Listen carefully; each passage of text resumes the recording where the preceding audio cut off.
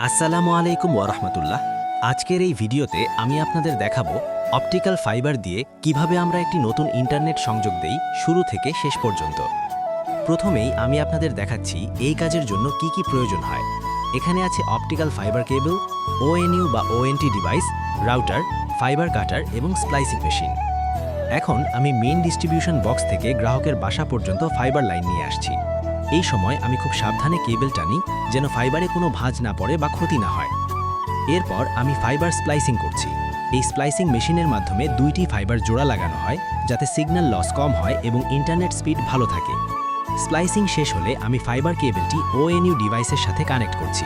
এই ONU device optical সিগন্যালকে electric সিগন্যালের মধ্যে রূপান্তর করে। এখন আমি ওএনইউ থেকে রাউটারের সাথে কানেকশন দিচ্ছি।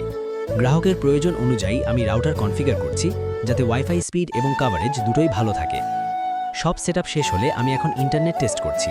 এখানে আপনারা দেখতে পাচ্ছেন ডাউনলোড স্পিড, আপলোড স্পিড এবং কানেকশন সব ঠিকভাবে কাজ করছে। আমাদের লক্ষ্য একটাই, গ্রাহক যেন পান ফাস্ট, স্টেবল এবং নির্ভরযোগ্য অপটিক্যাল ফাইবার ইন্টারনেট সার্ভিস। ভিডিওটি যদি আপনাদের ভালো লাগে তাহলে অবশ্যই লাইক দিন, কমেন্ট করুন এবং আমাদের পেজটি ফলো করুন। নতুন অপটিক্যাল ফাইবার সংযোগ নিতে আমাদের সাথে যোগাযোগ করুন। ধন্যবাদ সবাইকে। আসসালামু আলাইকুম।